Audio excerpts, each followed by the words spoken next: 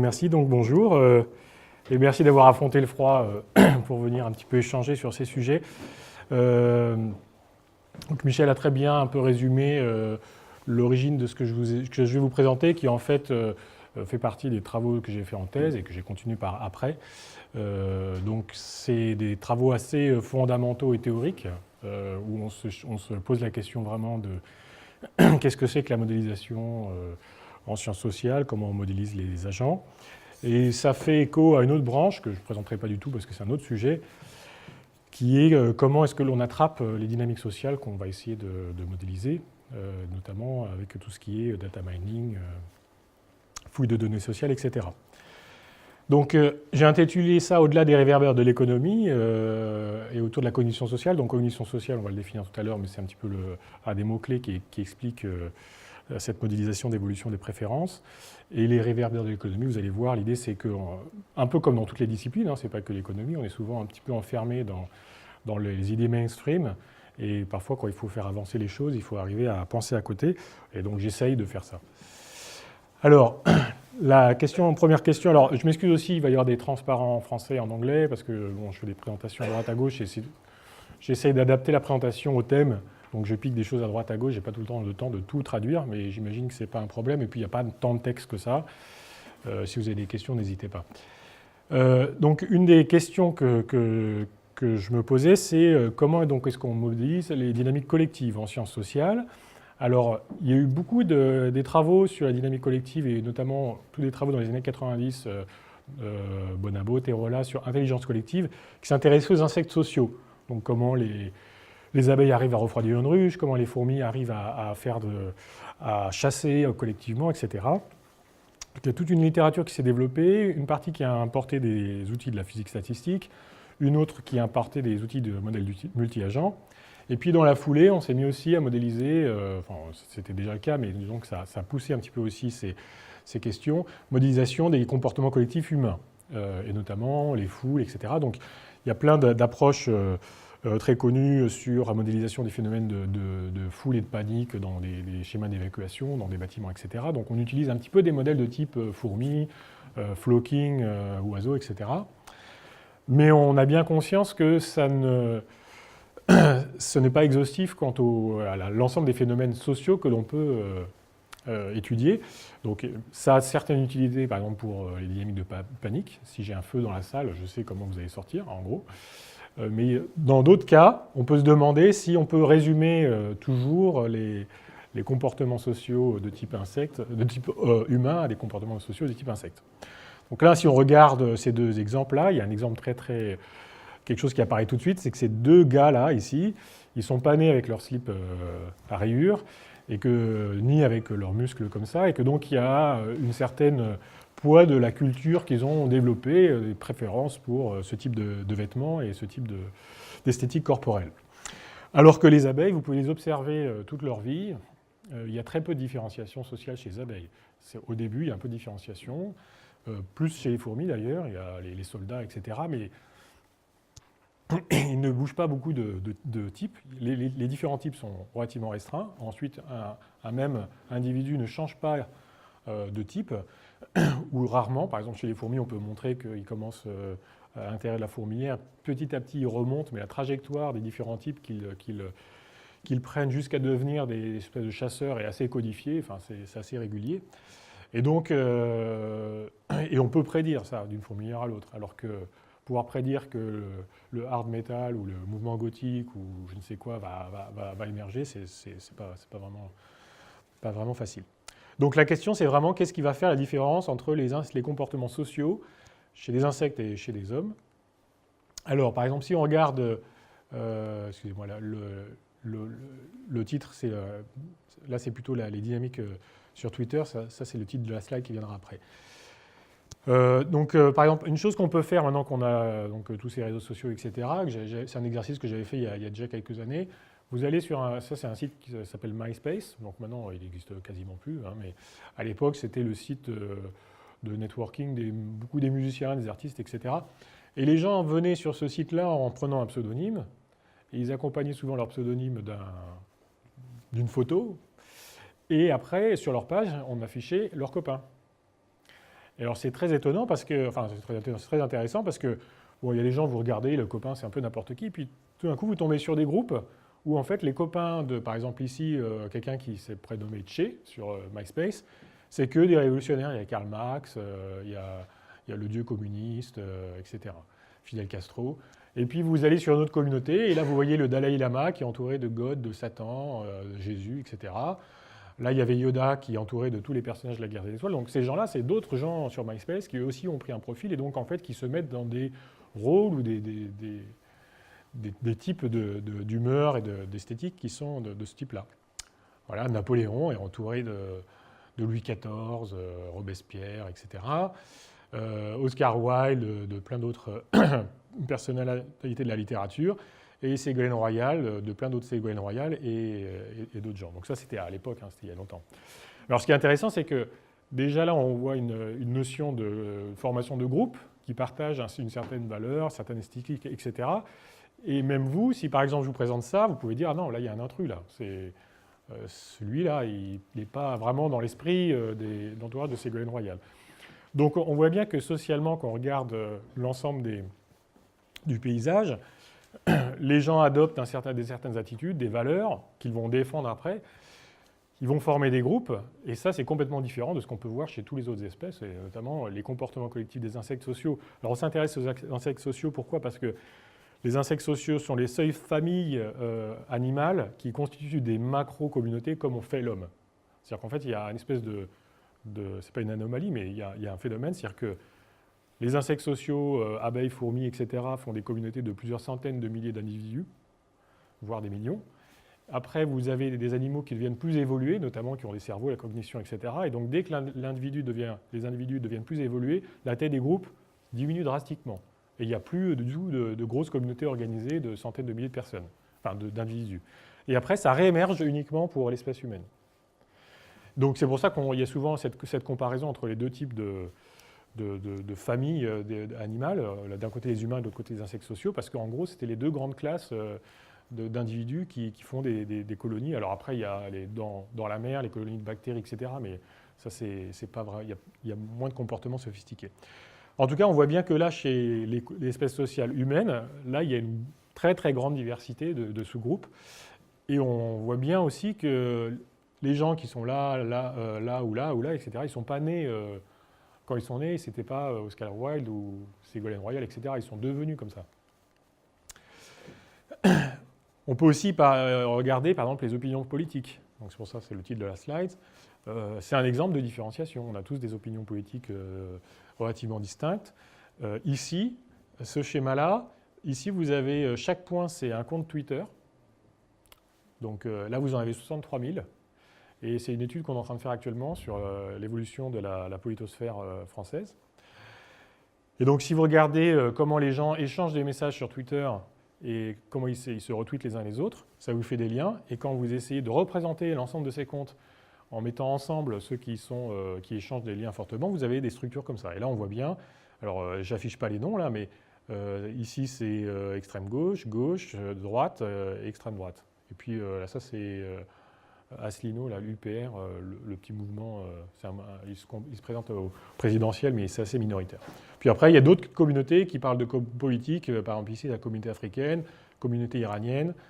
Et donc en fait, et puis les rayonnements, là, c'est des gens qui sont moins impliqués dans la vie politique, mais qui sont quand même politisés. Donc on commence à avoir autant sur Twitter, Facebook ou MySpace, des outils d'observation de l'hétérogénéité des comportements, des préférences, etc. Et on voit qu'effectivement, il n'y a pas vraiment de loi universelle en disant tout le monde cherche à... Alors c'est ça que j'ai développé maintenant. L'idée, c'est comment est-ce qu'on peut penser ce genre de processus de différenciation. Alors, pour revenir à la question des différences sociétés, insectes, sociaux et sociétés humaines, ça c'est une citation de Dominique Lestel que je trouve assez intéressante, qui est un éthologue. Donc il explique « Les actions médiatisées des insectes sociaux sont collectives et rigides au sens où elles sont vraiment pré-câblées, ça fait partie de la génétique, ça évolue très peu avec le temps, etc. Celles des chimpanzés, puisque c'est les plus proches de nous dans dans l'intelligence les comportements collectifs sont individuels et intelligentes. Donc on n'a pas de société de 100 000 chimpanzés. Hein. Vous avez des groupes de 20, quelques dizaines, mais voilà. Donc c'est individuel et intelligente, et celles des humains sont collectives et intelligentes. Donc ce qu'on va se questionner, c'est la question collective et intelligente, qu'est-ce que ça donne? Alors, on parle de cognition sociale ici, donc c'est une définition. Alors, les cognitions sociales, c'est un terme polysémique. Hein, c'est dans la société, le milieu de la psychologie sociale, la question de la cognition sociale, c'est comment chaque individu se représente les états mentaux des autres et comment il se représente la manière dont les autres ont un point de vue sur lui. Donc ça, c'est la psychologie. Et là, le sens dans lequel je vais l'employer, c'est ça, mais porté au niveau collectif, c'est-à-dire sachant qu'on a ces aptitudes de cognition sociale au niveau individuel, qu'est-ce que ça donne au niveau collectif dans les échanges qu'on a de valeurs, de désirs, etc. Et donc, si on met ça dans un cadre vraiment formel avec tout ce que cela implique de réduction sémantique, hein, on va considérer donc des agents dont les identités, donc identité au sens économique de stratégie, de préférence, etc., sont des caractères émergents du processus de cognition sociale. Donc la cognition sociale, c'est le processus qui fait que collectivement, les valeurs et les préférences s'accordent les unes les autres. Et donc on va regarder si on peut construire des modèles dans lesquels les agents changent à la fois leurs croyances, leurs représentations. Donc ça, c'est classique un peu en économie. On revoit les représentations, les croyances, mais aussi les préférences et ce qu'on peut appeler les valeurs. Alors je ne ferai pas de distinction entre préférences et valeurs, parce que à le niveau de modélisation qu'on va faire, ce n'est pas assez sophistiqué pour introduire cette distinction. Et en plus, c'est assez polysémique suivant les types de communautés qu'on regarde. Mais en gros, l'idée, c'est vraiment d'imaginer des approches modélisatrices du social où ce n'est pas seulement le comportement qui va changer en disant je cherche à maximiser mon profit et donc je vais avoir un comportement différent en fonction des structures collectives que je rencontre, mais le fait de vouloir maximiser quelque chose, quel que soit, ça lui-même va changer. Donc on va aussi regarder au niveau des préférences. Alors, pour ça, il faut déjà regarder un petit peu ce qui fait... et alors, le côté réverbère de l'économie, c'est que ce que je vais essayer de vous montrer, ou en tout cas de partager avec vous, c'est l'idée que pour pouvoir penser ça, il faut penser le fait que, justement, tout se construit dans les interactions, enfin pas tout, mais une grande partie se construit dans les interactions sociales. Et donc, au niveau des capacités cognitives de l'être humain, ça va être complètement radicalement différent de ce qu'on peut voir justement chez les fourmis, etc. C'est-à-dire que les individus naissent de manière non prédéterminée. Une fourmi, elle naît, on sait que si elle appartient à telle colonie, elle a tant de probabilité de devenir ouvrière, puis après tant de probabilité de devenir chasseur, etc. Alors, si on regarde les intuitions de différentes personnes, j'ai plusieurs citations, là, je vous montre un petit peu quelques-unes qui donnent un panorama des disciplines qui sont intéressées à ça. Alors, quelqu'un que j'aime beaucoup, c'est Tard, c'est fin du 19e. Donc, sociologue, il était professeur au Collège de France, il a précédé Durkheim, son approche scientifique a été tuée par Durkheim, parce que c'était un rival de Durkheim, et donc Durkheim étant plus jeune, il a enterré Tard par la suite. Et c'est en train de ressurgir, Tard, parce qu'en gros, il a commencé comme criminologue et statistique, il faisait les premières statistiques sociales, et après, donc, il a développé une théorie de l'influence sociale, à travers notamment un livre qui s'appelait « Les lois de l'imitation ». Et donc, dans ce livre-là, il indique donc la fonction cérébrale, l'esprit, se distingue des autres fonctions, ce qu'elle n'est pas une simple adaptation à une fin précise par un moyen précis, parce qu'on commençait aussi à parler, il y avait Darwin, etc., donc, hein, mais une adaptation à des fins multiples et indéterminées. Donc, ce qui est important, c'est le mot indéterminé et multiple, bien sûr, mais aussi indéterminé. C'est-à-dire que les individus arrivent un peu vierges dans le milieu social, et après, ils vont être influencés et construire leur propre personnalité. Autre citation, un siècle plus tard quasiment, Hayek, donc prix Nobel d'économie dans Fatal Conceit, et aussi donc défenseur du néolibéralisme, mais là mes citations c'est pas du tout un positionnement par rapport à ça. Donc what we call mind, it's not something that the individual is born with, as he is born with his brain, or something that the brain produces, but something that his genetic equipment, a brain of a certain size and structures, helps him to acquire, as he grows up from his family and adult fellows, by absorbing the result of a tradition that is not genetically transmitted. So là, ça, ici, il y a l'idée que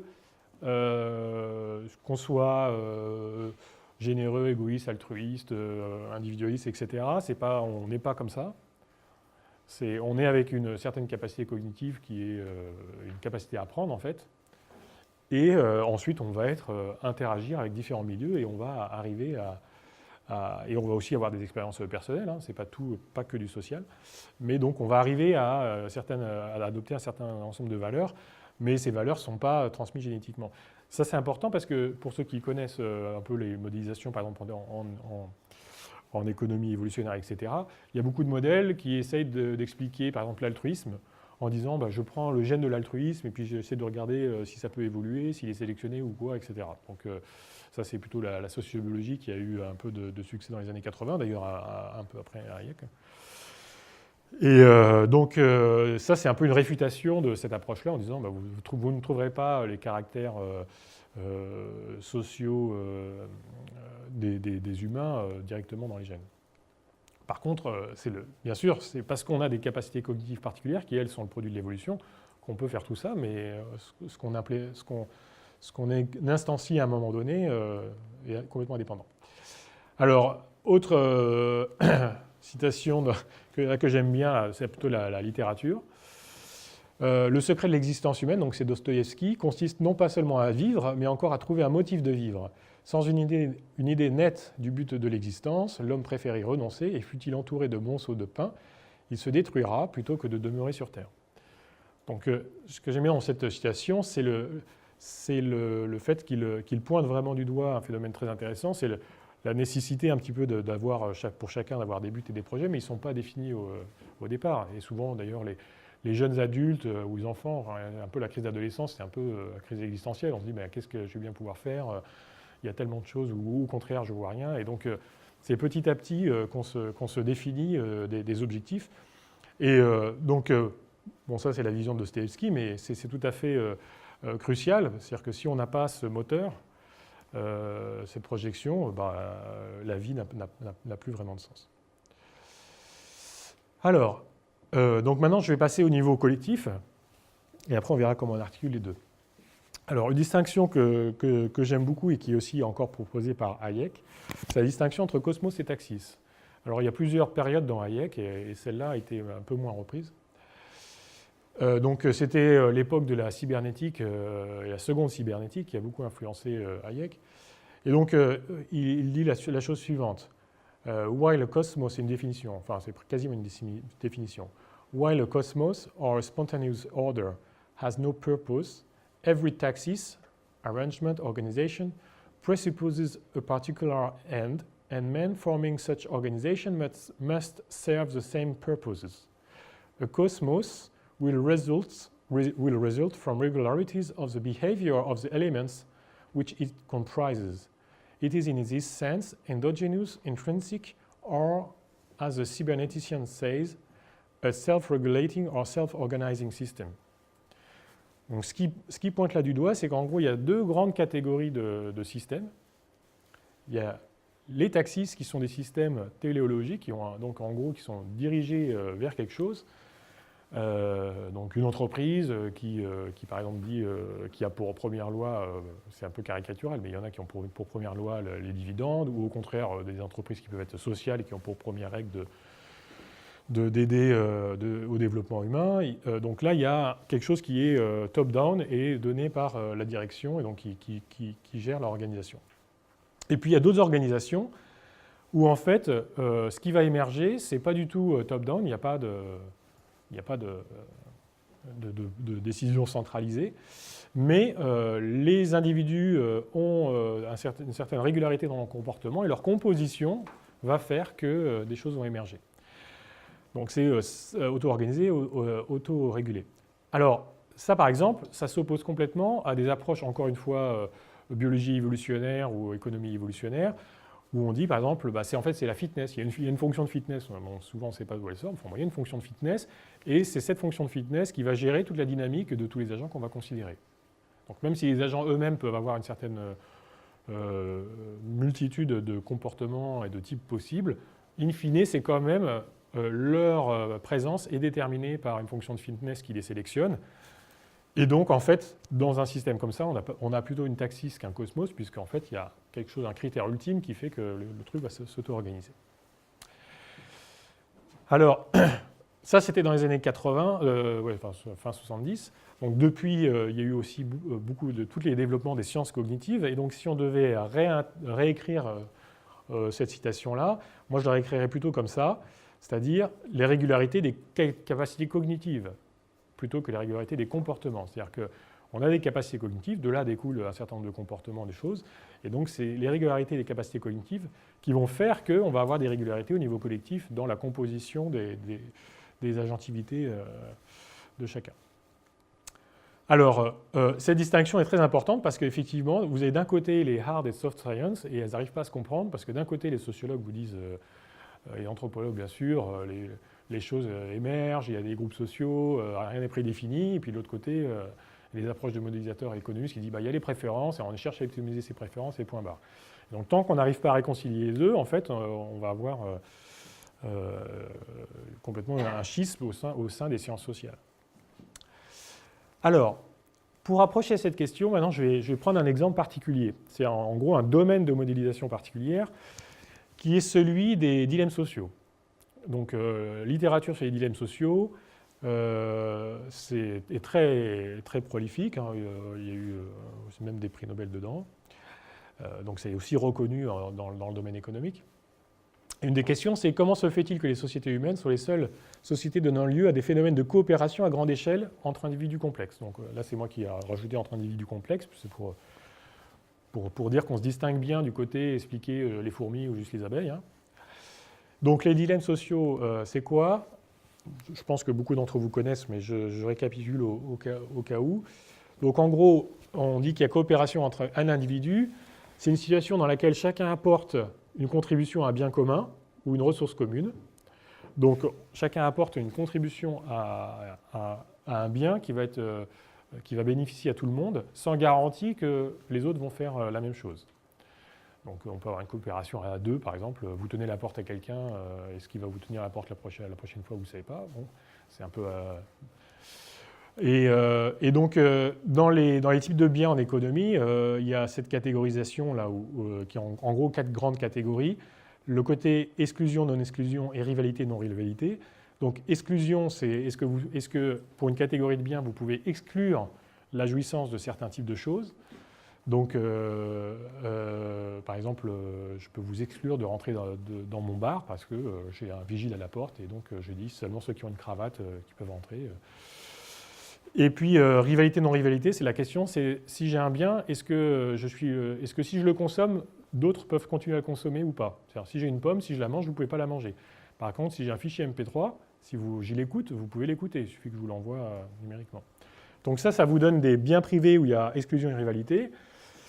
Les club good, là, il y a exclusion et non-rivalité. Donc, par exemple, la capacité d'être à l'inauguration de Trump. Bon, tous ceux qui sont dedans, ils sont dedans de la même manière, mais par contre, il peut y avoir exclusion. Et puis après, il y a des biens particuliers qui, là, sont des casse-têtes pour la modélisation. C'est donc les biens communs, les biens publics. Donc, biens communs, il y a rivalité et non-exclusion, et biens publics, il y a non-rivalité et non-exclusion. Donc, des exemples. Des communs, donc communs, ici, rivalité mais non-exclusion. Disponibilité d'essence dans les stations de l'ouest de la France quand il y a eu la pénurie. Tout le monde avait intérêt à ce qu'il y ait de la disponibilité d'essence. Par contre, quelqu'un qui prend un litre d'essence, l'autre ne l'a pas. Donc, il y a rivalité, par contre, il y a non-exclusion. Vous ne pouvez pas empêcher les gens d'aller à la pompe réglementairement. Tout le monde a le droit d'aller prendre la pompe. Les nappes phréatiques, s'il y a plusieurs personnes ou communautés qui pompent une nappe phréatique, on ne peut pas les empêcher, enfin, à part évidemment de manière légale, on peut mettre des contrôles, mais s'il n'y a pas de cette infrastructure, on ne peut pas les empêcher de pomper dans la nappe phréatique, mais si tout le monde pompe ou la pollue, on a de la rivalité. Et les biens publics, donc l'éclairage public, il n'y a pas rivalité, si j'en profite, vous en profitez, il n'y a pas exclusion, je ne peux pas vous empêcher de passer, voilà, bref. Il y a aussi quelque chose qui est assez symptomatique, je trouve, de l'époque actuelle, c'est que la plupart en fait, des biens publics sont en fait des maux publics. c'est-à-dire la pollution de l'air, les émissions de CO2, etc. Donc en fait, les questions des dilemmes sociaux, c'est très très important dans la réflexion théorique en général, et encore plus important là, dans les années récentes, parce qu'on a ces phénomènes de maux publics, mais même à l'échelle mondiale. Donc toute une littérature sur comment on s'organise. Alors, comment on règle la question des dilemmes sociaux? Si vous êtes un politique et que vous dites comment je vais faire en sorte que les gens soient plus civilisés dans telle catégorie d'action, il y a plusieurs choses. Vous pouvez dire, par exemple, vous pouvez, s'il y a des toilettes publiques, vous pouvez dire je force les gens à payer avant, et puis s'ils n'ont pas l'argent, ils ne rentrent pas. Vous pouvez dire aussi, je ne fais pas payer, mais je mets un petit pot, et puis ceux qui peuvent payer, ils payent autant qu'ils peuvent, et puis ça amortira le fonctionnement des toilettes publiques. Donc dans un cas, vous dites, vous ne faites pas confiance aux gens, vous dites, si je ne les force pas à payer avant de rentrer, personne ne payera. Et dans l'autre cas, vous dites, ça va s'autoréguler, en plus les gens qui peuvent plus se permettre paieront plus, etc. Et voilà. Donc en fait, les infrastructures que vous allez mettre en place et la manière dont vous allez implémenter un contrôle social va dépendre en fait des hypothèses que vous faites sur les gens et leur capacité à contribuer, à être généreux à cette initiative. Donc il y a quelque chose qui a été pointé. Et là, par rapport à ces a priori qu'on a quand on fait un design, une conception d'un système social. Donc si on regarde l'histoire en économie, c'est assez plutôt la vision pessimiste. Si je prends David Hume, donc il écrit « Lorsqu'on conçoit n'importe quel système de gouvernement, chaque personne doit être pris pour un fripon et qu'on doit considérer qu'il n'a aucune autre ambition que ses intérêts privés. » Ça a été repris par Adam Smith, qui est un des fondateurs de l'économie moderne, qui dit il ne faut pas attendre du bon vouloir du boucher, du boulanger ou du brasseur qu'il vous apporte votre dîner. Il faut plutôt partir de l'idée qu'ils poursuivent leur propre intérêt, et en poursuivant leur propre intérêt, au final, ils auront intérêt à ouvrir un magasin et donc à vous donner de la viande parce que vous allez payer, etc. Donc ça, c'est vraiment les fondements de l'économie mainstream. Et quand on regarde bien, toute la modélisation en économie s'appuie là-dessus. On définit des préférences. Alors maintenant, on commence un petit peu à les définir de manière un peu plus hétérogène, etc. Mais on donne des préférences et les gens se collent à leurs préférences et cherchent à maximiser, etc. Et Elinor Ostrom, qui est haute prix Nobel en 2004, non, 2009, je crois. Enfin bon, je vérifie, mais enfin voilà, assez récent. Ça, c'est en 2004 qu'elle écrit ça. Qui faisait de l'économie politique, quelqu'un d'ailleurs à qui j'ai rendu visite en 2001, très intéressant, et donc qui pointait du doigt en fait ces a priori. Donc, public pronouncements stress that only short-term selfish actions are expected from the common people. Donc on est en 2004, on est quasiment 200 ans après Adam Smith, et donc elle indique qu'on en est toujours là. When it is the case, alors elle a travaillé beaucoup sur les biens publics, fait toute sa carrière sur les biens publics, comment on régule les biens publics, etc. When this is the case, solving collective action problems requires public policies that are based on externally designed and monitor inducements. C'est-à-dire, si on fait ce présupposé, eh bien, on va essayer de faire des infrastructures qui vont faire du contrôle social externe, c'est-à-dire vous ne rentrez pas si vous ne pouvez pas payer, on ne vous soigne pas si vous n'avez pas de carte bleue, etc. Et il y a quelque chose, ça c'est moi qui le remarque, mais c'est elle aussi qui le souligne, c'est donc le fait que les théories économiques sont performatives, c'est-à-dire que comme on les utilise aussi pour concevoir les systèmes sociaux, et donc elles ont tendance à réaliser ce qu'elles imaginent. Donc tous ces a priori véhiculent un message dévastateur, ça c'est toujours Elinor Ostrom qui dit, je l'ai juste traduit, véhiculent un message dévastateur pour le développement et la viabilité sur le long terme de nos démocraties. Donc elle pointait vraiment quelque chose en disant, si on reste dans cette idée que les individus sont rationnels, égoïstes et qui maximisent, etc., que du coup tous les dispositifs de contrôle social sont des contrôles sociaux externes, en fait on obtient ce qu'on imagine. Et donc là, elle pointait sur une possible solution, c'est « Instead of assuming the existence of a single type of profit-maximizing or utility-maximizing individual, a better foundation for explaining human behavior is the assumption that multiple types of individuals exist in most settings. » Donc ça, ça vient vraiment des questions des dilemmes sociaux. Typiquement, par exemple, toute la littérature en économie expérimentale, et elle a fait beaucoup d'économie expérimentale, ils prennent des situations de dilemme social, ils font jouer des vrais gens, et puis ils regardent qui est de type altruiste, entre guillemets, c'est-à-dire qui contribue au bien public, même si ça lui coûte, qui est égoïste, donc cherche à juste maximiser les gains à la fin du jeu et être payé par l'expérimentateur le maximum à la fin, etc. Donc ils ont fait plein, il y a eu plus d'une littérature là-dessus, et en fait, toutes ces expériences ont contredit l'hypothèse de base de maximisation agent égoïste rationnel. C'est-à-dire qu'à chaque fois, il y avait un certain pourcentage de gens purement altruistes, etc. Et donc, en fait, le fait qu'il y ait des types hétérogènes, on l'a vu déjà là tout à l'heure, mais en plus, on l'a vu expérimentalement. Enfin, bref. Et alors, si on se demande pourquoi on en est encore là, ça c'est Samuel Bowles, qui est à l'université, pas université, Institut Santa Fe, système complexe, donc qui soulignait que les économistes, et dans une moindre mesure des autres genres de sciences sociales, ont été réticents à s'occuper de la complexité des motivations humaines et de leur caractère endogène, pas parce qu'on pense que Homo economicus est une représentation adéquate, mais simplement parce qu'on n'a pas les outils et l'information empirique. Donc ça, c'est vraiment l'histoire de la personne qui cherche les clés sous un réverbère, alors qu'elle peut être plus loin. C'est juste que voilà, on se dit, bah, c'est ces outils-là qu'on a, donc on les utilise. Alors, Vernon Smith, donc un autre Smith, mais lui est prix Nobel en 2002. Ça, c'est sa prize lecture, donc la conférence qu'il a donnée lors de son prix Nobel.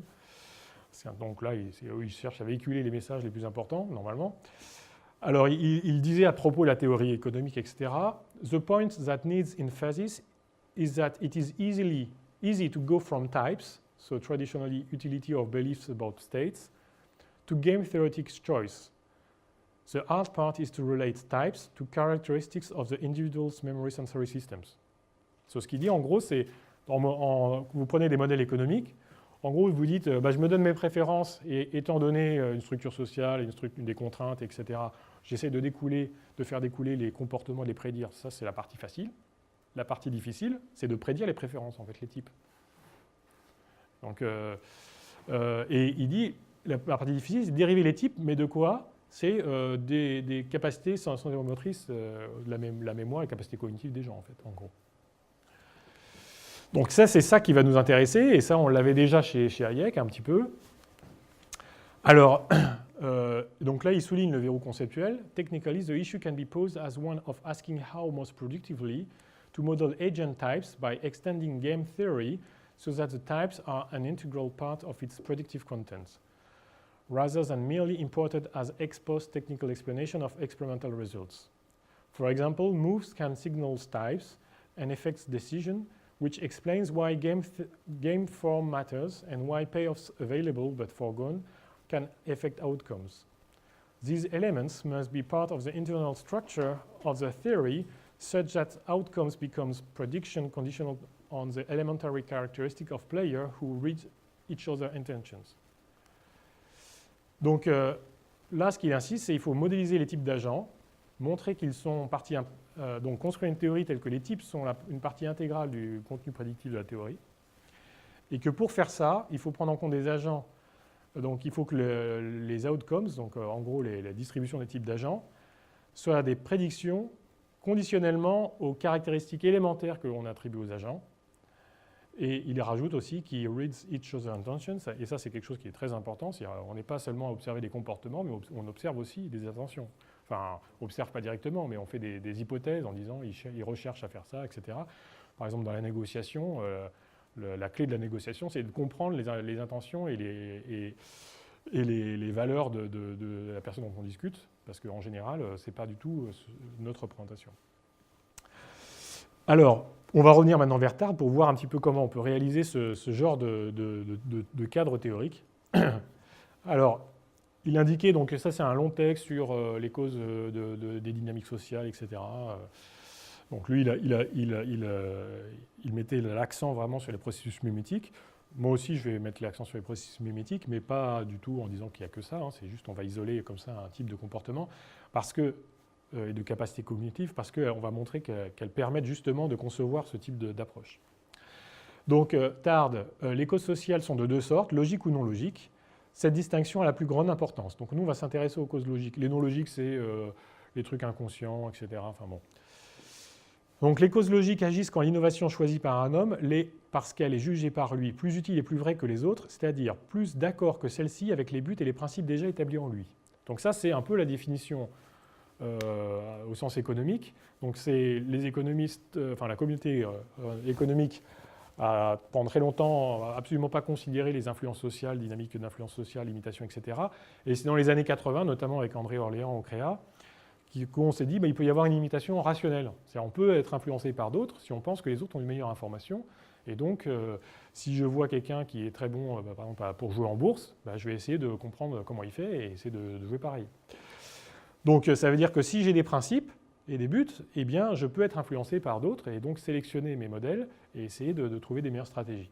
Mais ce qu'il ajoute et qui est très intéressant, c'est par imitation toujours. C'est-à-dire qu'en fait, ce qu'il dit, c'est que les principes et les buts, eux-mêmes, sont le produit de dynamiques mimétiques. Donc, ce n'est pas on arrive avec nos préférences et boum, c'est mes préférences sont le produit d'influences interpersonnelles, bon, et aussi bien sûr d'expériences privées. Et donc, on va essayer de concevoir des modèles où on a ça, c'est-à-dire où à la fois les gens peuvent choisir des actions, etc., en fonction des buts et des principes déjà établis en eux, mais aussi des modèles où les principes et les buts eux-mêmes s'établissent à travers des processus mimétiques. Donc, si on fait ça, en fait, on met ensemble deux courants de l'économie, enfin deux courants de les sciences sociales, pardon. Le premier qui dit que le désir est la cause de l'imitation. En gros, là, ici, désir au sens... pardon, excusez-moi, il y a une coquille. Désir au sens préférence. Hein, c'est-à-dire en anthropologie, on parle plutôt de désir. En économie, on parle plutôt de préférence. Bon, ce n'est pas des concepts qui sont tout à fait alignés, mais au niveau où on va regarder, on va considérer que c'est la même chose. Et de l'autre côté, l'imitation cause le désir. Donc ça, c'est l'imitation rationnelle des économistes. Et ça, c'est l'imitation sociale, on va dire, qui a été défendue par Tard, Girard et d'autres. Et donc, quand on les met de bout à bout, on obtient Tard, en fait. Alors maintenant, je vais vous montrer un exemple minimal de système qui implémente ça, pour vous montrer, en fait... Donc l'idée, maintenant, on va vraiment rentrer dans un truc de modélisation. Et l'objectif de ça, c'est de vous montrer un modèle qui tourne et qui implémente ces phénomènes d'émergence endogène de motivation. Et à partir de ce modèle un peu jouet, de pouvoir réfléchir sur les conséquences que ça a dans la manière dont on pense les systèmes sociaux et la manière dont on les régule. Donc là, ce que je vais prendre, c'est pour ceux qui connaissent, c'est un jeu de dilemme du prisonnier spatialisé. Mais ceux qui ne connaissent pas, je ne vais pas rentrer dans les détails parce que ce n'est pas très important de savoir ce qui se passe en dessous. Donc on va prendre une population de N agents et on va les mettre sur une grille. La grille, c'est on va définir des topologies d'interaction. Donc on est dans une société artificielle avec des agents qui vont avoir un certain périmètre de vision et d'autres agents.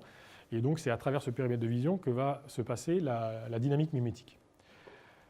Donc par exemple, et alors on va prendre deux modes de deux actions possibles. Donc, par exemple, produire bio ou produire intensif, si on prend des agriculteurs. Donc là, j'ai pris cet exemple parce que comme on va regarder des agents qui sont sur une grille, on peut imaginer que la grille, en fait, c'est des patchs de culture et que voilà. Et donc, les deux types d'agriculture ont des effets collatéraux positifs et négatifs sur les voisins. Donc, par exemple, si vous êtes agriculture intensive, pesticides, etc., vous allez diminuer localement la biodiversité, mais vous allez aussi diminuer la biodiversité chez les champs voisins.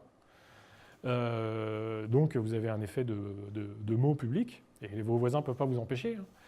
Et si vous cultivez bio ou avec d'autres méthodes de culture qui augmentent la biodiversité, là c'est le contraire qui va se passer. Et donc on va considérer donc, cette matrice-là qui va être la matrice de gains. Donc là je vais introduire des gains comme les gains traditionnels. Qui en fait ça c'est un dilemme social. Donc, vous avez deux agents qui vont interagir deux à deux. Donc, on va regarder chaque personne interagit avec ses 8 voisins et on va regarder les conséquences d'interaction deux à deux. On va modéliser ça de la manière suivante. Donc, on va dire, si vous avez A et B, tous les deux cultivent du bio, à la fin de l'année, ils vont avoir 1 moins P en récolte. Donc, P, ça va être le paramètre qui va réguler la dilemme sociale. Si tous les deux cultivent intensif, ils ont P. Donc P, c'est la force du dilemme social et il est compris entre 0 et 0,5. Donc en fait, vous voyez que si tout le monde cultive intensif, la biodiversité diminue et donc on a seulement P, donc on a entre 0 et 0,5. Si tout le monde fait du bio, là on a entre 0,5 et 1 suivant la force du dilemme social qui est P.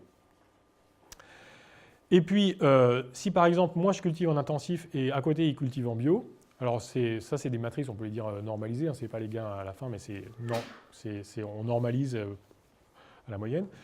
Donc celui qui cultive intensif, il va... J'ouvre, hein, j'imagine. Donc celui qui cultive en intensif, il va bénéficier de l'effet des pesticides, etc., et, donc, et des engrais, etc. Et il va bénéficier des services écosystémiques des voisins. Et celui qui cultive que bio, lui, il va avoir une production moindre, peut-être parce que c'est bio, et en plus, il va pas réussir à contrebalancer la perte de services écosystémiques dus à son voisin. Donc vous avez un dilemme, ça c'est vraiment la structure de dilemme social, c'est-à-dire que dilemme du prisonnier, souvent on appelle ça coopérer et faire défection. En gros, si tout le monde coopère, on a 1 moins P, donc si P est 0 par exemple, on a 1, on a le maximum. Si tout le monde fait des sélections, on a moins que si tout le monde coopère. Mais s'il y en a un qui fait défection et l'autre qui coopère, celui qui fait défection, il a beaucoup plus que n'importe qui.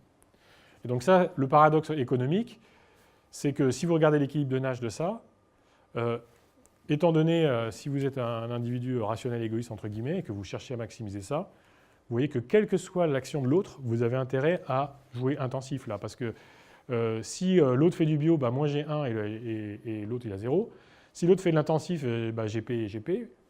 Par contre, si je fais du bio et que si l'autre fait de l'intensif, j'ai 0, donc j'ai moins que P là. Et si je fais du bio et l'autre fait bio, j'ai 1 moins P alors que je pourrais avoir 1. Donc en fait, ça c'est une situation de problème de coordination où on voit que en gros, si on a le cadre rationnel égoïste, tout le monde a intérêt à jouer intensif. Et tout le monde joue intensif, on retient P. Et si le dilemme social est très fort, par exemple, le fait de faire des pesticides, d'utiliser que des pesticides, si tout le monde utilise des pesticides, si vraiment les pesticides causent la mort des abeilles, les abeilles meurent et les récoltes s'écroulent et à la fin, on n'a juste plus de récolte. Donc, si le dilemme social est fort, par exemple ça, l'influence des pesticides sur la vie des abeilles, eh bien, si tout le monde fait défection, ou là, pardon, c'est mon... Faut juste que si tout le monde fait défection, eh bien, on a 0 alors qu'on aurait pu avoir 1. Donc, quand le dilemme social est fort, on a tous intérêt à coopérer, mais c'est toujours dur de se synchroniser. Donc là, on va avoir, donc je reprends mon exemple, donc je vais avoir mes agents, donc ils vont être sur une grille, donc on imagine que c'est des agriculteurs.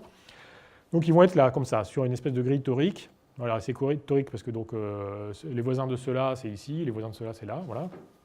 Et chaque petit carré ici, c'est un agriculteur. On va dire que donc, vert, c'est coopérer, et rouge, c'est faire défection. Donc vert, c'est on cultive bio, et rouge, on fait de l'intensif, si on veut garder cette métaphore. Donc qu'est-ce qui va se passer? Donc à la fin de chaque année, on va avoir des gains des voisins. Alors, à chaque année, on récolte, et donc la récolte est gérée par cette matrice-là, hein, en fonction du nombre de voisins. Donc, si j'ai, par exemple, si je fais de l'intensif et que mes 8 voisins font du bio, je vais avoir 8, parce que j'ai 8 fois 1. Si je fais de l'intensif et que j'ai 4 voisins qui font du bio et 4 voisins qui font de l'intensif, je vais avoir 4 fois 1 moins P et 4 fois P. Donc, je vais avoir 4. Donc ça, c'est le dilemme. Donc ça, on va avoir donc ces agents qui ont cet environnement-là. Donc maintenant, comme je l'ai dit tout à l'heure, l'idée c'est de définir des agents, des capacités cognitives, et d'en découler des types et des actions. Donc là, on a un environnement, c'est le patch. Qu'est-ce qu'ils peuvent percevoir? On va dire qu'ils peuvent percevoir les rendements de leurs voisins, donc les sommes cumulées de leurs voisins à la fin de l'année, et puis la technique utilisée, bio ou intensive. Ça, c'est ce qu'ils peuvent percevoir. Donc, à partir de ça, qu'est-ce qu'ils vont pouvoir faire? Là, on cherche vraiment un modèle minimal. Donc, on va donner des capacités cognitives très simples. On va leur dire, sur les quantités ordinales, par exemple les gains, ils peuvent déterminer le maximum de quantités. Donc, ils peuvent savoir que le voisin A a plus que le voisin B, ou plus que lui-même. Et sur les quantités cardinales, donc par exemple la distribution des types de comportements, ils peuvent les convertir en fréquences et obtenir des quantités ordinales et appliquer le 1 Donc ça permet de déterminer un comportement majoritaire et minoritaire. On peut savoir est-ce qu'il y a majorité de bio ou majorité d'intensif. Donc ça, c'est capacité cognitive. Alors de ces capacités cognitives, on peut dériver, donc ça c'est une espèce d'algèbre, on peut dériver 4 types de fonctions d'utilité différentes. Maximiser l'utilité, donc maximiser les gains à la fin de l'année. Minimiser, mais pourquoi pas, enfin, puisqu'on peut maximiser, on peut aussi minimiser, ça fait partie des capacités cognitives. Le conformiste, c'est quand je préfère être dans la majorité de comportements autour de moi, et l'anticonformiste, c'est quand je préfère être dans la minorité. Ça, en gros, c'est l'espace conceptuel de nos agents très simple. Ça veut dire que si je leur donne cet environnement, ces perceptions, ces capacités cognitives, je peux avoir ça. Je pourrais donner des capacités cognitives un peu plus sophistiquées, par exemple tirer en probabilité, etc. Mais pour l'instant, là, je ne les donne pas, je fais un truc minimal.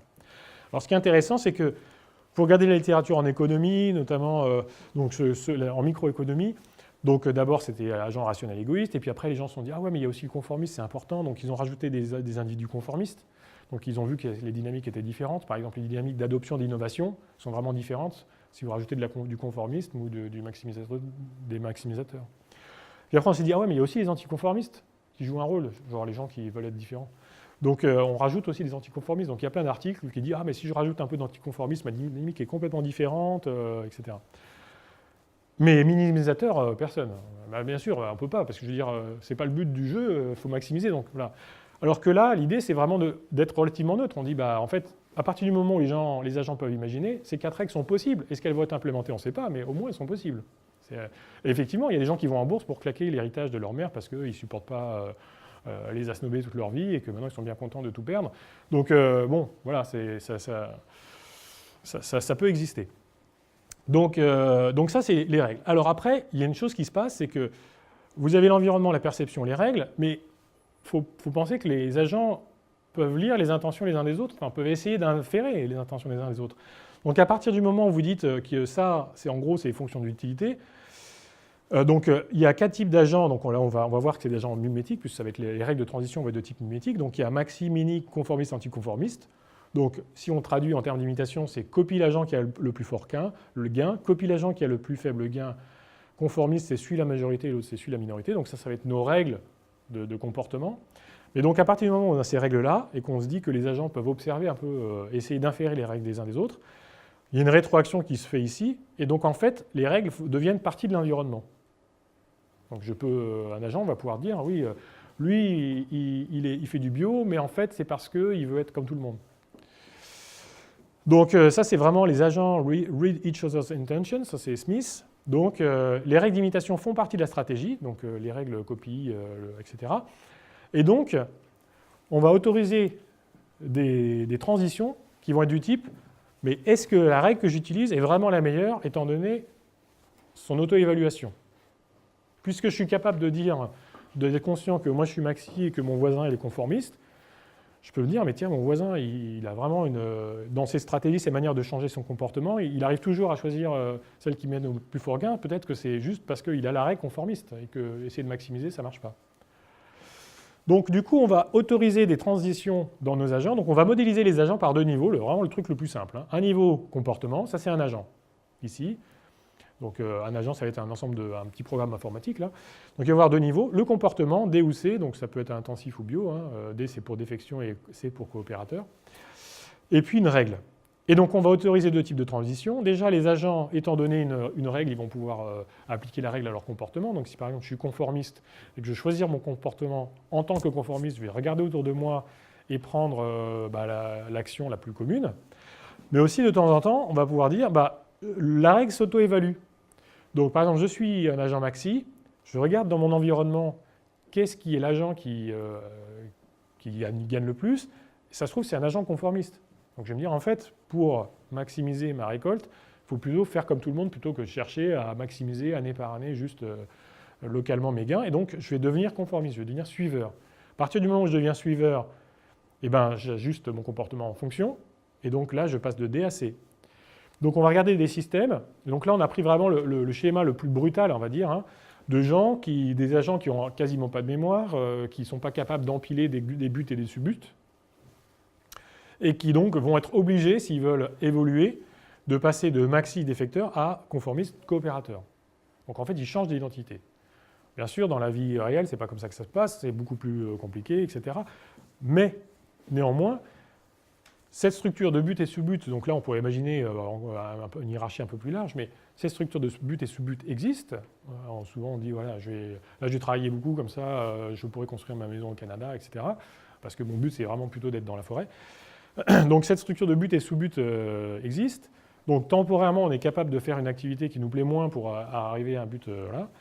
Et puis après, dans les faits, ce qui se passe, c'est que si on regarde sur toute la vie, eh bien, déjà, même si on a conservé nos buts initiaux, c'est possible qu'on passe la moitié de sa vie en fait, à courir après d'autres buts, avec plus ou moins de succès pour essayer d'avoir les buts initiaux. Et puis ça arrive aussi très fréquemment qu'on change de but en cours de route parce qu'on a découvert des nouvelles choses en poursuivant les buts intermédiaires. Donc en fait, cette transition-là, elle n'est pas si irréaliste, c'est-à-dire qu'elle est moins brutale, mais, et ça j'en suis vraiment convaincu, c'est-à-dire sur le long terme, on a des transitions de ce type-là et on voit des gens évoluer dans leur manière d'être sur des années parce qu'en faisant, je sais pas, en faisant du yoga, ils ont découvert les pratiques corporelles et puis que du coup, ça les intéresse beaucoup moins de faire que du tennis, enfin, j'en sais rien. Donc, la question maintenant, c'est... Donc ici, vous voyez, en termes de modèle économique, enfin de modèle, c'est complètement... Les choses sont vraiment différentes. On est parti d'une espèce d'algèbre, un environnement des capacités cognitives. On a généré une algèbre de règles. Là, il n'y en a que 4, mais il pourrait y en avoir une infinité. Hein. Donc on a pris le modèle le plus simple. Les règles entre elles sont incommensurables. Quelqu'un qui cherche à maximiser un gain quelconque, ça a rien, il pourra jamais, enfin, il ne va pas s'entendre à quelqu'un qui cherche juste à être comme tout le monde. C'est des préférences qui sont incommensurables. Quelqu'un va lui dire « Regarde, je suis comme tout le monde, je suis pauvre. » Bah, l'autre, il va dire « Oui, non, mais moi, ce n'est pas mon but. » Donc là, on a des préférences incommensurables, et ça, c'est un gros problème en économie, c'est comment on met dans un même modèle des préférences qui n'ont rien à voir. Parce qu'après, il y a toute l'économie, par exemple, du bien-être et welfare economics, où on essaie de maximiser les préférences d'une population, mais comment on va la maximiser si les préférences sont incommensurables? Et là, on a donc des agents qui vont changer à la fois leur comportement et leurs préférences. Donc la question, c'est vraiment, c'est quoi ce type de dynamique? Et est-ce que ça va aller vers des équilibres? Est-ce que finalement, c'est les comportements maximisateurs qui vont émerger dans un certain contexte, et donc on aura eu raison de faire l'hypothèse qu'il n'y a que des maxis, etc. Donc ça, les états, c'est les états que j'ai... Donc ça, c'est vraiment un truc que j'ai développé, 4 formels que j'ai développé dans ma thèse, et donc j'ai introduit une nouvelle notion d'équilibre, qui est, parce que bon, faut toujours introduire une nouvelle notion d'équilibre si on veut se faire bien voir, ce qui n'a pas été le cas d'ailleurs, mais bref. C'est les états contrefactuellement stables. Donc si vous avez ça en tête, c'est des états tels qu'aucun agent ne peut s'imaginer mieux qu'il n'est quand il se met à la place des autres. C'est-à-dire que si quand vous regardez votre environnement social et que vous dites, bah, étant donné les buts que je poursuis, les valeurs que j'ai adoptées, bah, c'est moi qui réussis le mieux, entre guillemets, bah, vous n'allez pas avoir tellement envie de vous mettre à la place de quelqu'un ou de changer votre comportement. Donc en gros, vous pouvez avoir des états où tout le monde est satisfait, mais avec des valeurs hétérogènes, mais juste que quand on regarde l'environnement, on est très content de soi. La question, c'est est-ce qu'on va arriver à ce genre d'état et qu'est-ce que ça va générer comme pattern? Donc après, à partir de ça, je ne vais pas trop détailler, on pourra en reparler après, mais on peut définir des nouvelles notions d'utilité, mais des notions avec des comparaisons interpersonnelles, etc. Donc on peut définir, ça c'est la notion d'utilité, donc chaque personne a une fonction, donc par exemple Maxi peut être associé à une fonction nue de l'agent A, et donc A va pouvoir évaluer l'utilité qu'il aurait s'il était à la place de B, étant donné gamma A son voisinage. En fait, ce qui se passe aussi, c'est qu'on a des observations partielles, et donc moi, je connais mon environnement social, je connais un peu votre environnement social, mais je ne connais pas tout. Et donc, en fait, il y a des asymétries d'informations qui font que si j'essaie de me mettre à votre place, ou si vous essayez de me mettre à ma place, vous pouvez dire « Ah ouais, c'est super, il est directeur d'un labo, etc. » Mais vous ne voyez pas que derrière, il y a toutes les charges administratives, et si vous étiez à ma place, peut-être que vous n'aimeriez pas. Donc, et pareil dans l'autre sens. Donc, en fait, on évalue toujours la position de B, sachant l'information qu'on a, donc son voisinage. Donc on peut faire une comparaison interpersonnelle, donc formaliser ça. Et donc après, on peut formaliser l'idée de satisfaction, c'est-à-dire étant donné les évaluations que je fais autour de tous mes voisins, comment je me positionne par rapport aux uns aux autres. Donc ça, c'est après aussi toute la littérature en psychologie sociale de comparaison interpersonnelle. Et puis on peut agréger toutes ces satisfactions dans une fonction globale. Et puis après, essayer de voir comment se comporte cette fonction globale. Donc en fait, là, on a une fonction globale qui va agréger, donc là, vraiment, dans un cas de modélisation, avec tout l'appauvrissement que ça implique, mais on retrouve une espèce de fonction globale que le système optimise. Mais cette fonction globale, elle est composée de plein de petites fonctions qui se changent les unes les autres, et elle vaut 1 quand tout le monde est satisfait, et puis sinon, elle est moindre. Donc c'est ce qui va permettre aussi, quand on va faire des modèles, de regarder si notre système est mieux ou moins bien. Donc là, PSI, ça agrège des informations sur des utilités qui sont non commensurables. Alors, bon, on peut montrer que cette approche-là, c'est une généralisation des jeux évolutionnaires. Alors, les jeux évolutionnaires, c'est vous prenez une seule règle. Vous prenez juste maxi ou un truc probabiliste, et vous avez que ça, et vous découvrez, vous avez les jeux évolutionnaires. Et si vous mettez plusieurs règles, c'est complètement différent. Donc, les nouvelles notions d'équilibre, on endogénise les types d'agents, comme on va voir. Donc, les types d'agents sont apportés par le langage. Hein. Bon, ça, c'est, je veux dire, quand on fait de la modélisation, on décrit toujours un langage. Là, on va en avoir 4 types d'agents. Mais comme je dis, ce n'est pas une limite, on peut en avoir autant qu'on veut. Mais par contre, ceux qui vont émerger, eux, sont complètement endogènes. Alors maintenant, voilà ce qui va se passer. Et je vais vous montrer maintenant sur les simulations, vous allez voir. Alors, voilà, c'est là. Alors, déjà, qu'est-ce qui se passe? Alors, là, le côté... et tu me dis, je ne sais pas combien de temps... Bon, ça va encore 10 minutes, ça va encore ouais. 10 minutes, ça va aller. Donc, ça, ce type de modélisation comme ça, sur des carrés, sur une grille cotorique, etc., ça a été expérimenté pour la première fois, enfin proposé dans Nature par Novak Emé en 92, je crois. Et donc, le modèle initial était assez simple, c'est vous avez des agents qui sont sur une grille. Alors, attendez, je vais... Voilà, hop. Voilà, donc vous voyez des agents qui sont comme ça sur une grille. Donc chaque petit carré, c'est un agent. Et puis leurs agents, c'était très simple. C'était ça. C'était ça. Donc vous avez... Les agents sont maximisateurs. Donc là, c'était juste la règle influence mimétique maximise. Je maximise. Et puis le comportement, c'était un dilemme du prisonnier. Donc il pouvait être D ou C, donc être blanc ou rouge. Et regardez les dynamiques de ça. Il disait, si jamais chaque cellule, elle, joue à chaque pas de temps avec tous ses voisins et après essaie de maximiser et met à jour son comportement, qu'est-ce qui se passe? Donc ce qui se passe, c'est ça. Je vous le retraduis. Donc je fais Go là, hop. Et donc ce que vous avez, c'est que les cellules... donc là, j'ai pris une distribution de coopérateurs de 42%, on changera, vous verrez. Donc les cellules se mettent à jour à chaque pas de temps, donc là c'est synchrone. Hein. Et puis, vous voyez que là, le vert c'est un peu étendu. Et puis le vert est relativement stable, et puis aux bordures, il y a des agents qui changent. Donc ça, là, ça, on peut vous montrer, calculer la dynamique de ça. Et donc, une des conclusions de leur papier, c'était de dire, bah, regardez, là, on a un dilemme du prisonnier, et on arrive à avoir quand même de la coopération qui est stable. Donc, c'est moins un mystère. Et pourquoi c'est stable? Parce qu'en fait, on voit qu'il y a des îlots qui se forment, et donc la coopération est favorisée par le fait de pouvoir faire des sous-groupes de coopérateurs qui se forment entre eux. Et si la frontière entre ce groupe de coopérateurs n'est pas trop grande, à ce moment-là, l'avantage d'être dans le groupe supplante le désavantage d'avoir une frontière où on a de la déperdition, et donc la coopération peut être stable. Le problème, c'est que, en fait, ici, là, le dilemme social, vous voyez, je l'ai mis à 0,21. Si vous augmentez le dilemme social, très vite, paf, il n'y a plus rien. Donc, en fait, ils ont trouvé un mécanisme, et effectivement, c'est un mécanisme qu'on intuitivement connaît bien, qui a été documenté, etc. C'est-à-dire, quand vous faites des communautés cliquish de coopérateurs, c'est plus stable. Par contre, ce n'est pas ça qui va expliquer les phénomènes de coopération dans toutes les situations, et notamment, on voit bien que même dans des situations extrêmes de bouleversement, de guerre, etc., il y a toujours de l'entraide, etc. Donc, ce n'est pas ça qui va expliquer le truc. Donc maintenant, on va passer à l'autre modèle. Voilà, hop. Alors, attendez, passez où là? Voilà. Donc il y a plein d'autres paramètres, je ne vais pas les expliquer parce qu'ils sont mis à 0, hein, donc ils sont, parce qu'il y a plein d'autres trucs qu'on peut regarder. Là, je vais essentiellement utiliser ces sliders-là. Donc là, maintenant, je vais faire tourner cette modélisation, mais sur ce modèle-là. Donc, je vous rappelle, j'ai des agents qui peuvent être de 4 types, mini, maxi, etc. Et puis, ils peuvent avoir 2 types d'actions. Alors, je vais faire ça comme ça, pour que vous ne voyez pas les légendes. Donc, j'y vais. Attendez, pardon, excusez-moi. Je vais juste mettre, on va commencer comme ça. On va mettre donc... on initialise ce jeu-là au hasard avec, vous voyez, là il prend au hasard une distribution de règles. Donc chaque couleur correspond à une règle. Et puis en dessous, ils ont un comportement et chaque couleur, enfin il y aura 2 couleurs, hein, vous verrez.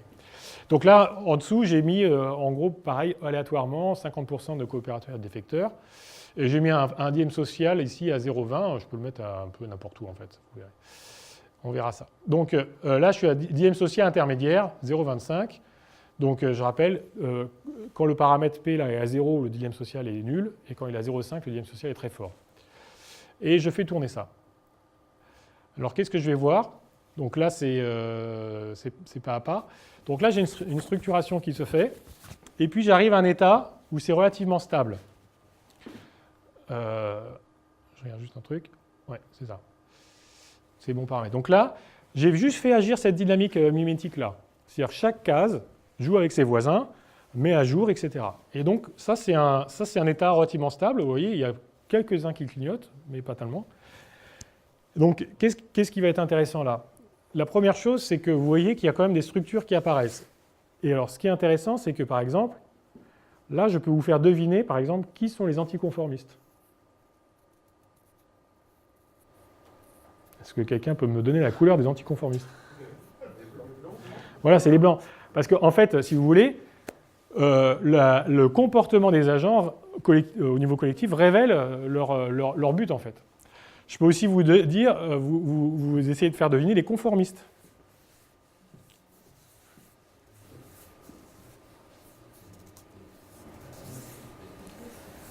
Alors, les conformistes, ça ne peut pas être les verts, parce que par exemple, lui, il est tout seul, et s'il était conformiste, bah, il deviendrait bleu.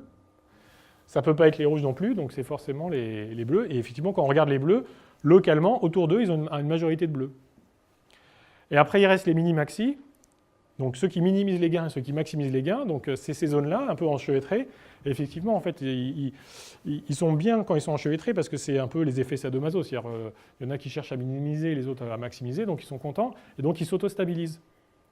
Donc en fait, les formes qui émergent de ce truc-là, et je peux vous le alors, regardez, pour vous montrer que ce n'est pas de la triche, hein, je le refais et ça va ressortir les mêmes formes. La forme de ce truc-là, en fait, reflète les capacités cognitives des agents que vous avez mis. C'est tout bête, mais dans un modèle économique, vous n'avez jamais ça.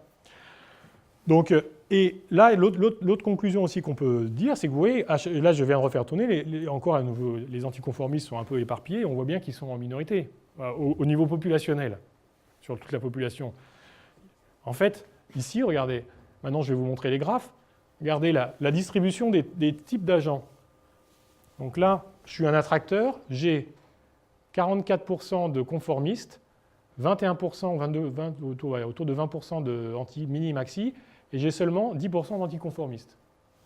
Je refais tourner ça, voilà, et je vais avoir exactement, quasiment la même distribution. Je vais accélérer un peu pour, voilà, vous voyez, j'ai des distributions, j'ai toujours 10%, autour de 40 de conformistes, et puis mini-maxi, ça peut fluctuer un peu, mais ça est toujours autour de 20%. Les patterns sont les mêmes. Donc en fait, ici, ça veut dire que vous avez un système qui fait émerger les structures sociales artificielles là-dedans, émerger les types d'agents, toujours sur des attracteurs qui sont relativement les mêmes. Et là, l'interprétation économique classique en disant « Oh, les anticonformistes, ils ont perdu, ils sont en minorité ». Mais si vous allez voir un anticonformiste, il va dire « Ah oui, c'est ça que je cherche à faire ».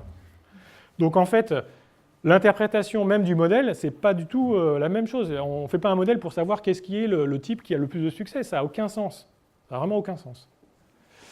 Donc après, la deuxième chose qu'on peut regarder, c'est la satisfaction. C'est-à-dire localement, la satisfaction des agents, on peut la calculer. On peut savoir, par exemple, alors ici, vous avez des figures, des têtes qui sont heureuses et des smileys haut et bas. Ceux qui sont en haut, c'est qu'ils sont contents. Quand ils regardent autour d'eux, c'est les meilleurs. Et puis ceux qui sont comme ça en bas, ils regardent autour d'eux, ce n'est pas les meilleurs. Et en fait, ils ne bougent pas parce que, par exemple, lui, alors je vais laisser le truc tourner, vous allez voir. Donc voilà, c'est complètement stable. Là. Tout à l'heure, on avait des clignotements, voilà, il y en a quelques-uns qui clignotent là. Donc en fait, il y en a qui ne sont pas contents, mais quand ils regardent autour d'eux, le meilleur est du même type qu'eux. Donc en fait, ils ne voient pas comment s'améliorer. Mais ils sont toujours les moins bons, mais bon, voilà. Et puis après, il y en a qui clignotent, et ceux qui clignotent, ils sont à la frontière des groupes sociaux. Parce qu'en fait, ils sont dans un groupe, par exemple, ils sont maxi, ils regardent autour d'eux, ils voient que ceux qui marchent le mieux, c'est les conformistes, et ils changent de type, et une fois qu'ils sont conformistes, ils regardent autour d'eux, ils voient que c'est les maxi qui sont les plus nombreux, et donc ils rechangent de type. Et ça, moi j'ai déjà observé ça chez des gens. Il y a des gens qui sont à la frontière de plusieurs groupes, et en fait, ils sont tout le temps en train de changer de valeur. Moi j'ai vu ça avec des musiciens qui disent ah, moi je fais de la musique pour le plaisir, puis après ils jouent professionnellement avec des gens, ils reviennent, oh non, moi je viens pas en répète parce que c'est, moi je viens si je suis payé, etc. Puis après ils rechangent, et en fait, voilà. Donc en fait, quand on est à la frontière entre plusieurs groupes, souvent c'est compliqué parce qu'on peut avoir des valeurs comme ça oscillantes. Et donc le dernier truc, après, c'est de se dire, alors, vous voyez, là je relance le truc, j'ai toujours les mêmes, grosso modo, donc ça c'est documenté, hein, j'ai fait des articles dessus, etc. Vous avez les mêmes distributions, parce qu'en fait, l'attracteur ici, pardon, je vais laisser faire tourner, l'attracteur ici, au niveau des types, c'est un attracteur qui dépend à la fois de la topologie et des capacités cognitives des agents. C'est émergent. Et si vous regardez maintenant ce qui se passe au niveau des règles, alors là je suis désolé, peut-être des gens qui sont daltoniens, je voulais mettre du bleu et j'ai oublié de changer. Donc là, en fait, vous avez autant là, c'est le niveau de coopération, là, en noir, ici, là. Donc là, vous avez en gros un peu plus que 50% de coopération dans ce système-là. C'est-à-dire que vous avez à peu près plus de 50% des acteurs qui jouent coopérateurs. Avec des structures, en fait, qui vont refléter les structures qui sont dans les règles. C'est-à-dire que vous allez avoir des trucs isolés, ça va être les anticonformistes, etc. Donc en fait, on voit bien que quand on regarde les comportements des gens, plus ou moins, ça reflète un peu les buts, etc. Mais ça, vous le voyez au niveau des... Si je regarde la twittosphère, la manière dont on retweet sur l'affaire Pénélope Fillon, par exemple, c'est très révélateur souvent des tendances politiques. Donc en fait, l'économie s'est intéressée exclusivement à ce niveau-là, et essayer d'expliquer en disant on veut absolument expliquer pourquoi il y a du vert qui émerge. Et cette approche-là explique ce niveau-là, mais par ce niveau-là, le niveau des règles. Et donc, en fait, vous avez les structures. Donc maintenant, la dernière question, et après je vais m'arrêter, c'est bon, là, vous voyez des attracteurs forts, etc. Donc quand vous réfléchissez sur ce modèle-là, qui est un modèle très simple de coopération, de l'IM social, il vous reste quoi comme paramètre? Parce qu'en fait, comme vous endogénisez les types, etc., il reste très peu de paramètres. Le seul paramètre qui va rester, c'est le paramètre de l'environnement, qui est la force du dilemme social, et le paramètre ici d'initialisation des règles, qui va être la distribution initiale des règles et distribution initiale des proportions à coopérer. Donc en fait, si vous voulez éliminer les deux paramètres qui sont importants d'initialisation, un truc qui est simple, c'est juste de rajouter du bruit. Enfin, rajouter du bruit, c'est à faire que la dynamique puisse sortir de ces attracteurs et voir si quand on transforme ça en une espèce de grande chaîne de Markov, vous allez vers des attracteurs. Et là, vous allez avoir les vrais attracteurs du système. Parce qu'en fait, là, il va être bloqué dans des trucs. Donc, on fait ça. Donc, une manière de faire ça, par exemple, c'est de dire, donc maintenant, mes agents, je vais les faire mourir de temps en temps et je les remplace par un type tiré au hasard et une règle tirée au hasard. Donc, je les fais mourir. En fait, là, par exemple, j'ai pris la distribution des âges de la population française. Et puis, chaque agent, en fonction de son âge, il a une probabilité de sortir du jeu qui correspond à cette distribution-là. Et il va être remplacé par le truc. Donc là, maintenant, vous avez un système qui n'arrive pas à l'attracteur. D'ailleurs, ce n'est pas les attracteurs qui sont intéressants, c'est plutôt les régimes dynamiques. Donc, vous voyez, ça bouge tout le temps. Mais globalement, si j'arrête ici mon truc, si je fais pause, mes structures sont conservées. J'ai toujours mes anticonformistes qui sont un peu déplacés. Alors, de temps en temps, j'ai des anomalies comme ça parce qu'il y en a un qui est né et ils n'ont pas encore changé. Mais les structures sont vraiment préservées. Et ici, vous voyez, là, j'ai activé ici le fait de renouvellement de la population. Mais mes proportions là, de conformistes, mini-maxi et anticonformistes, elles ont bougé un peu, mais pas tant que ça. Donc là maintenant, j'ai la vraie dynamique du système. Et quand je fais ça, maintenant, il ne me reste quasiment plus de paramètres. Mon seul paramètre, c'est mon paramètre d'environnement. C'est la force du dilemme social. Dans la force du dilemme social, c'est quoi? C'est quelque chose qui va être régulé par les institutions. On va faire l'assurance chômage, on va faire des choses comme ça qui vont on va donner des subventions au bio pour que si jamais leur culture se fait manger par des parasites, ils ne perdent pas tout. Bon, bref. Donc en fait, ce paramètre-là, ça c'est vraiment l'action du politique. Donc maintenant, on peut regarder qu'est-ce que ça fait quand on change ce paramètre-là. Alors quand je change ce paramètre-là, donc dilemme social fort, paf, je fais un dilemme social fort. Ici, vous allez voir, ça va changer les distributions. Vous voyez, j'ai une baisse un peu là, du conformisme. Alors ça va être plus flagrant quand on va passer d'un extrême à l'autre. Là, on était intermédiaire, on va en haut. Donc j'ai une baisse du conformisme et puis une hausse un peu des mini-maxi. Et ça n'a pas tellement d'influence sur les anticonformistes. Je passe à dilemme social faible ici. Hop. Dilemme social faible, mon conformiste explose et les mini-maxi diminuent. Donc en fait, ça veut dire que mon paramètre de dilemme social, il va agir sur la distribution des préférences. Et c'est réversible.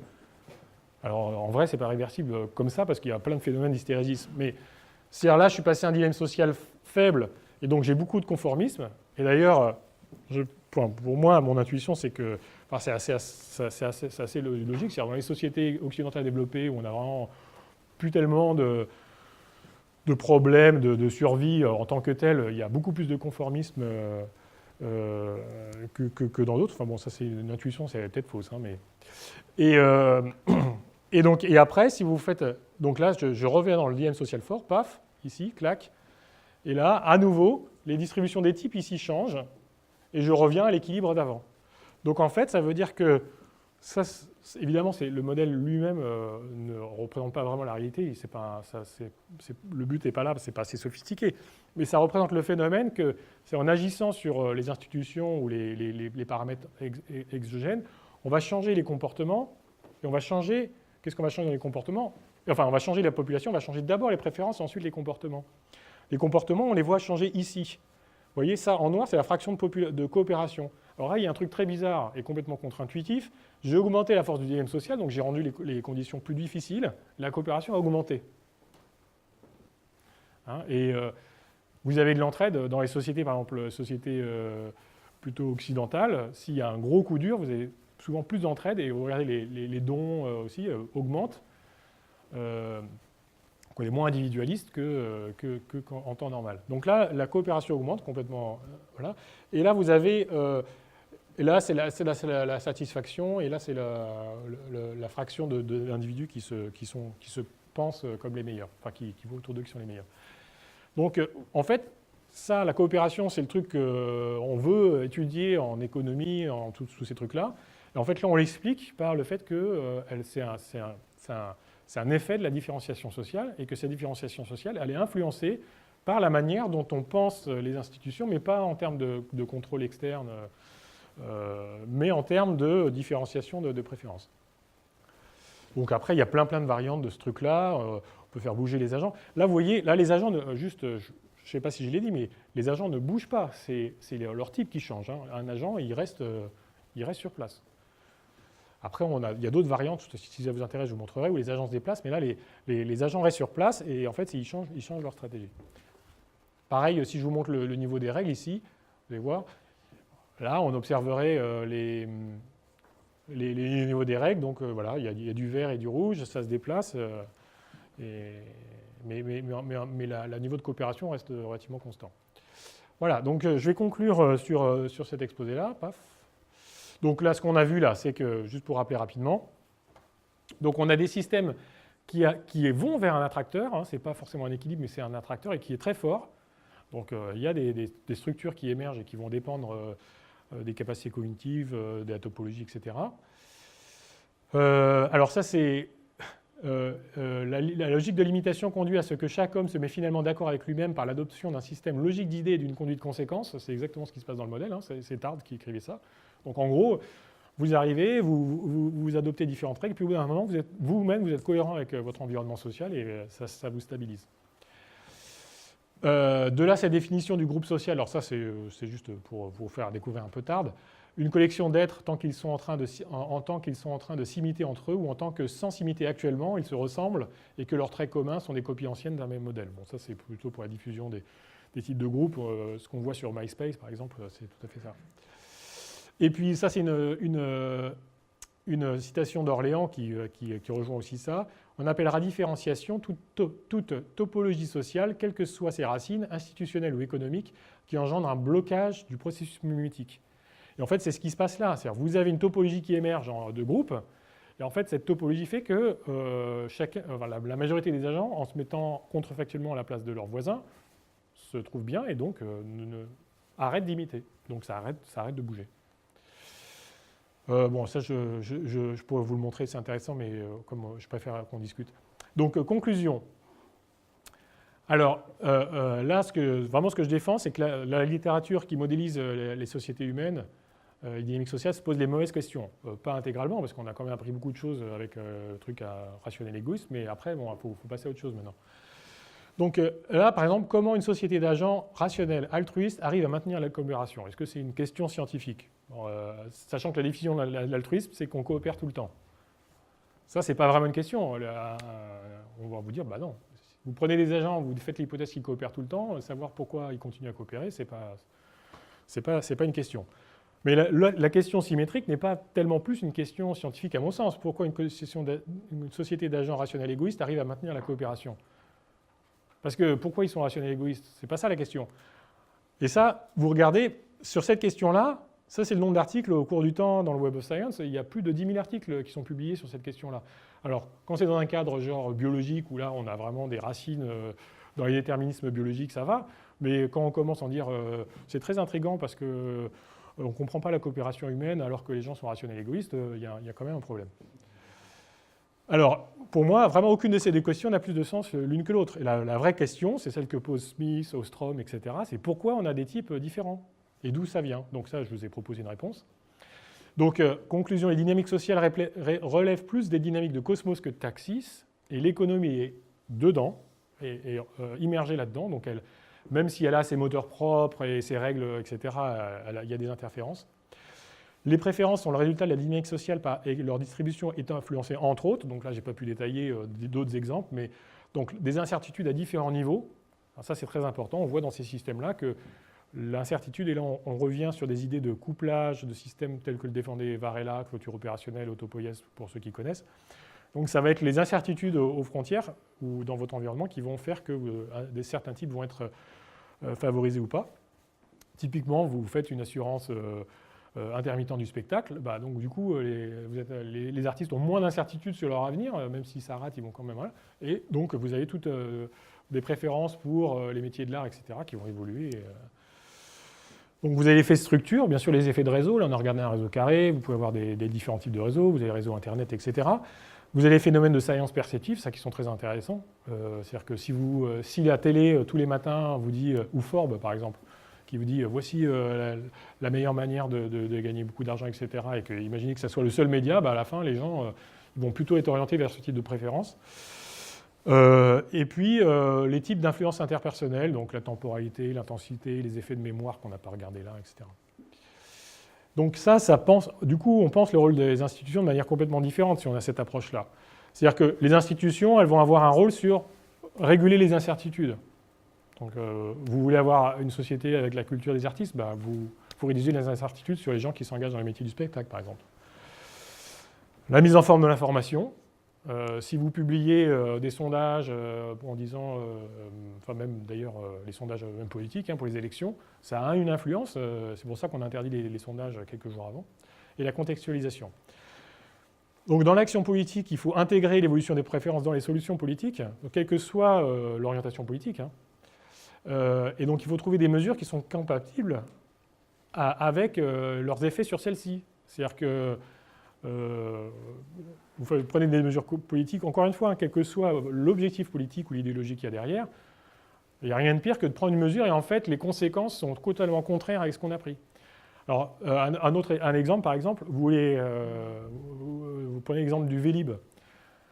C'est très probable, je ne sais pas si ça a été fait, je n'ai pas regardé, mais si vous faites le sondage des Parisiens avant la mise en place de Vélib en disant est-ce que vous êtes d'accord, on va supprimer des places de voitures, on va faire des voies pour les vélos, etc. La plupart des gens, ça aurait été contre. C'est une supposition à vérifier, mais c'est juste pour un exemple. Vous créez donc politique réticent, il pourrait dire bah non, on ne va pas créer Vélib, les gens sont contre. Vous créez les Vélib, et si ça marche bien, les gens font du vélo, commencent à découvrir qu'effectivement avec des voies, c'est jouable, que ça leur fait découvrir d'autres choses, et après ils peuvent devenir pour. Donc en fait, vous créez une infrastructure ou des mesures qui peuvent changer les préférences. Et des gens pourront avoir des préférences pour plus après le grand air, etc. Donc il faut d'un côté, il faut éviter des décisions politiques dont les conséquences vont être contraires à ce qu'on veut, c'est-à-dire ça peut avoir des effets pervers, et réciproquement, il faut aussi penser qu'il peut y avoir des décisions qui vont entraîner un changement de préférence qui va faire qu'elles vont devenir adoptées. Après, savoir si lesquelles sont bonnes, ce n'est pas la question. Donc après, justement, on revient à la question de l'économie du bien-être. L'économie du bien-être, il y a plein de modèles, augmenter le bien-être, mais souvent, ils commencent leur modèle, ils disent, bon, on a des préférences, et alors comment ils vont maximiser leurs préférences? Mais en fait, il faut bien penser que les mesures qu'on prend, elles vont changer les structures de préférence, et donc il y a des structures de préférence qui sont plus facilement satisfaisables que d'autres. Et donc, il faut le prendre en compte dans ce genre d'action. Et aussi, il faut prendre aussi en compte le fait que toute innovation individuelle ou institutionnelle provoque un changement d'espace de phase pour les agents. Ça, c'est très important. C'est-à-dire qu'en fait, il y a notamment, là, il n'y a pas longtemps, il y a Stuart Kauffman et Longo, ils ont créé un article qui a fait beaucoup de bruit dans la communauté, notamment économiste, en disant, en fait, le vrai problème, c'est que l'espace de phase, donc en gros, l'ensemble des possibilités qui sont offertes aux agents, des actions, etc., évoluent en permanence. Vous introduisez le web. Avant le web, ce n'était même pas concevable de penser le mot hyperlien. Ça n'existait juste même pas. Vous avez une innovation, il y a des nouvelles choses qui sont formidables. Et donc, par exemple, avant la télévision, vous ne pouvez pas imaginer de dire « Ah, je vais voter pour celui qui passe le plus à la télévision ». Ce n'est pas possible, ça n'existait pas. Donc, en fait, vous introduisez des nouvelles choses et donc vous introduisez potentiellement des nouvelles manières d'être influencé socialement. Et notamment, par exemple, le fait d'être la personne la plus populaire, c'est ça qui va m'influencer le plus, etc. Et donc, vous changez le système. Et ça, c'est en changeant le système, vous allez changer les propriétés dynamiques, donc les attracteurs que je vous ai montrés. Donc, si vous avez un système, par exemple, un système peut passer de propriété stable à propriété complètement instable parce que vous avez changé son espace de phase et de représentation. Voilà. Et alors, un exemple, juste pour finir sur un truc très concret, alors c'est lié, c'est un petit peu distant de ce que je viens de me raconter, mais c'est très intéressant. Donc, par exemple, le maire à Bogota, donc Bogota en Colombie, c'était la ville la plus violente du monde dans les années 96, parce qu'ils avaient hérité de la violencia, etc. Ils ont élu comme maire un mathématicien qui était doyen de l'université de Bogota et qui a complètement changé, il a fait de la politique, mais complètement différent, mais là, vraiment. Et une des choses qu'ils ont fait, c'est qu'il a fait ça. Bon, il y avait de la corruption dans la police, et donc, enfin, c'est lié ou pas, d'ailleurs, c'est indépendant. Laissons tomber les idées de la police, mais il s'est dit, en fait, il faut recréer du lien social, et puis il faut changer la perception que les gens ont du social, et donc il a mis dans la rue des gens, des mimes. Il a mis des mimes dans la rue, dont le but, en fait, c'était de mimer les gens qui faisaient des incivilités. Donc vous jetiez un mégot par terre et le type il pouvait être derrière vous et sans que vous le voyiez il était derrière vous, il jetait le mégot, il vous singeait, où tout le monde se marrait autour, etc. Et donc les gens prenaient conscience qu'ils avaient un environnement social, qu'il y avait des gens qui les regardaient. Et ça a eu des effets, ça a eu des effets drastiques. Entre 1993 et 2000, le taux d'homicide a été divisé par 3. Et il a fait que des mesures comme ça. Il a fait que des mesures, et il a beaucoup travaillé sur le mimétisme, c'est-à-dire qu'il a fait aussi la personne qui était un peu le super citoyen qui passait à la télé et qui contrebalançait les mesures du maire et qui était fait des choses un peu rigolotes, qui expliquait pourquoi il ne fallait pas faire attention quand on se douchait, pas prendre trop d'eau, etc. Donc il a fait que des mesures comme ça. Il a fait une mesure où il a distribué des cartes à tout le monde avec pouce vers le haut ou pouce vers le bas. Enfin, c'était carton rouge et carton vert. Et donc les gens, les automobilistes, quand ils voyaient quelqu'un qui brûlait un feu rouge, ils pouvaient brandir carton vert ou carton rouge. Et les gens l'ont fait, ils ont distribué à tout le monde et les gens l'ont fait. Et moi, j'ai des collègues colombiens qui se rappellent encore de cette époque-là.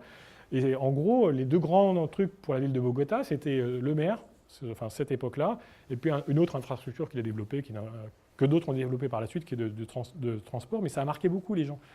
Et ça s'appuyait vraiment complètement sur le côté, on va changer les préférences des gens. On ne va pas dire, on va mettre des amendes, on va rétablir la peine de mort, comme ça les gens auront moins envie de tuer. Et c'est une approche complètement différente. Ils ont mis des clowns dans la rue et ils ont distribué des cartons. Ils ont fait aussi un truc du genre, ils ont fait la soirée, la nuit des femmes. Donc, et alors, c'est absolument pas coercitif. Ils ont publié dans le journal, ils ont dit, tel soir, il n'y a que les femmes qui ont le droit de sortir dans la rue. Mais il n'y avait pas d'amende pour les hommes. Ils ont juste dit, les hommes qui veulent sortir, il faut qu'ils découpent ce petit truc dans le journal pour dire qu'ils ont l'autorisation de sortir. Et donc, bon, ils pouvaient le faire, ça, n'importe qui pouvait le faire. Mais ce qui s'est passé, c'est que donc c'était un soir où déjà il y a eu un homicide au lieu de je ne sais pas combien en moyenne, bref. Mais en plus, donc il y avait plus de femmes dans la rue, et les femmes qui voyaient les hommes aux fenêtres les applaudissaient, parce qu'en gros, c'est ceux qui gardaient les enfants. Et ils m'ont dit, ça a changé, c'était très ponctuel, mais ça a changé aussi la manière dont les gens voyaient les rôles hommes-femmes, et aussi les gens qui étaient restés à la maison se sont compris que quand ils sortaient boire des bières avec leurs potes, leur femme, elle ne pouvait pas voir ses amis, elle était avec les gamins. Donc qu'avec des trucs comme ça, il a réussi à changer beaucoup de valeurs préférentes dans la ville. Et donc, moi, j'y suis allé en 2001, et après un peu plus tard, et bon, les gens parlaient beaucoup de ça. Voilà, bon, j'ai parlé beaucoup, je vous remercie de votre attention, et aussi d'avoir...